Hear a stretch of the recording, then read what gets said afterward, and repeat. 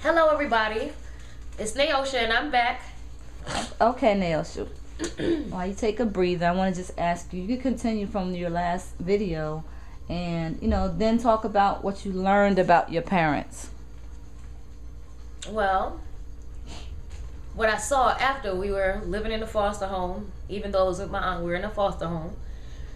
After I noticed that my mom was only able to visit us on certain days, and if we wanted my younger brother and sister to be there, we had to kind of like meet at some office because they were like across town somewhere. And my mom wasn't allowed to go to any of the actual sites that we lived at. She was not supposed to, but since we were with Aunt Jessie, she just violated those rules a little bit. But anyway, I noticed about my parents, though, that all was not lost. Because after we got taken away, my mom, in order to get us back, she had to go to detox. She had to go to rehab. She used to send me pictures and gifts and things from rehab. I remember to this day, I have a picture of my mom. That time we got taken away, I have a picture of my mom in rehab looking clean.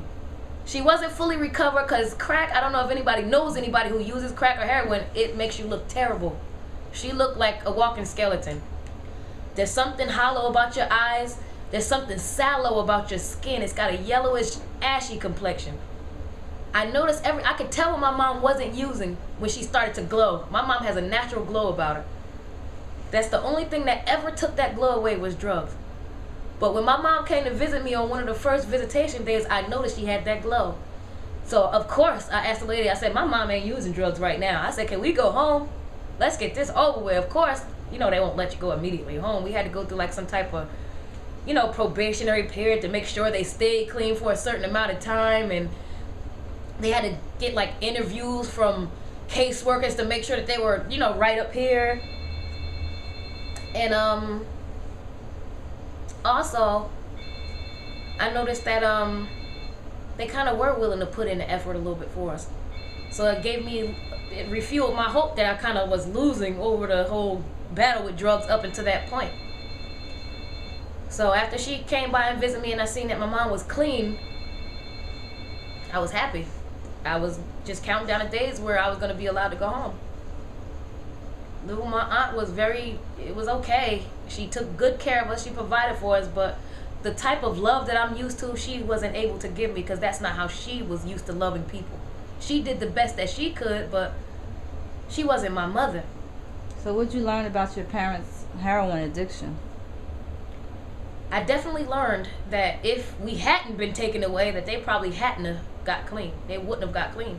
It needed something drastic to happen for them to actually look and say, you know what? This we cannot do anymore. This we cannot do anymore. Like, we have to make a change right now. And when my mom came to visit me, a thing that I forgot is that she told me that because she was in the hospital giving birth to my baby brother when we actually got taken away, so she wasn't even home to protect us.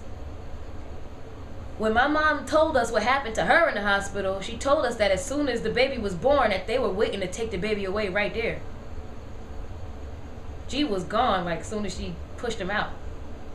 And I mean, please, I apologize if this might come off. Believe me, has no racial background or not, but my little brother, this little black child, was being raised by white people. I mean, granted, I know that's, it's okay. I'm not a racist at all. I love white people, so I love you guys if you're white and watching. But me being from an urban city like Newark, New Jersey, that's just strange. I felt like my brother was kind of like with aliens.